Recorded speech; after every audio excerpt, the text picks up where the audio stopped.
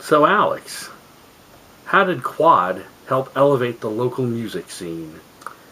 Well, Sam, what happened was we were looking for our own identity instead of just being like any other alternative station around the country. And in 1992, we started a local music show called The Sound of Sacramento.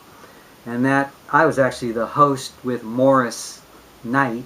At the time he was called Morris B, but he now is a big radio star in San Francisco, but it was his first radio job back then, and together we put together a local music show for Sunday nights, and so we just started, playing all local music that hour, and it actually got the local scene really excited because finally they could hear local music on the radio. There wasn't necessarily like hairband rock because there was a station in town, KRXQ, the rock station, that did a show called Local Licks, but it was all just rock and hairband rock.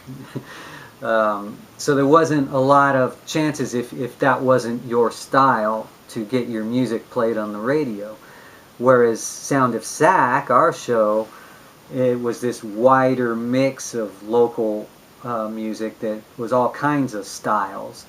And out of that show, we basically played groups that before they became signed to major labels like Cake, Deftones, Oleander, who was originally called Jack, and others. We pretty much helped give them their first airplay.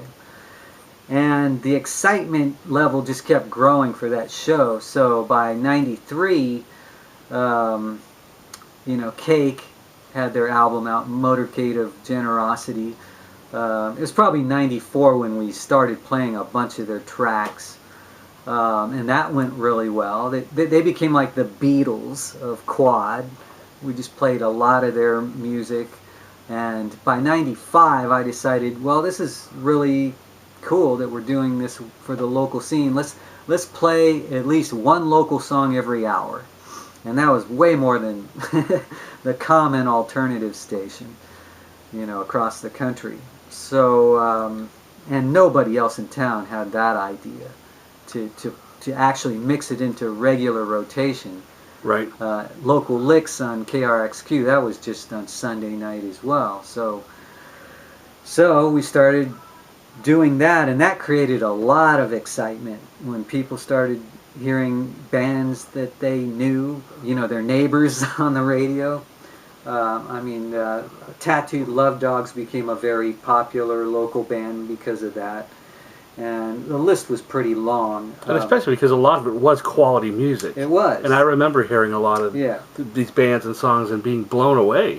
Yeah, well, it was based on the fact that you had to have good songs that could work for rotation. And you know that a long jam isn't going to work. A 9-minute jam where there's no real hook and no chorus, and the lyrics don't mean anything, or maybe it's just all instrumental. That just doesn't work as a rotation song, It works maybe if you're at a show and you're really digging the music, especially if that has a lot of groove, but, you need songs that get to the point. Kind of like Beatles songs were 2 to 3 minutes long. They just got to the point. I was heavily influenced by the Beatles, and we'll talk about that in another segment.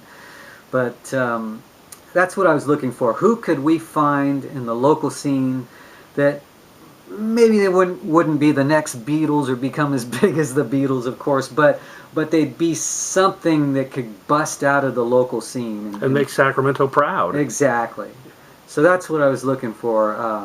Local bands that had something to say in their music with tuneful melodies.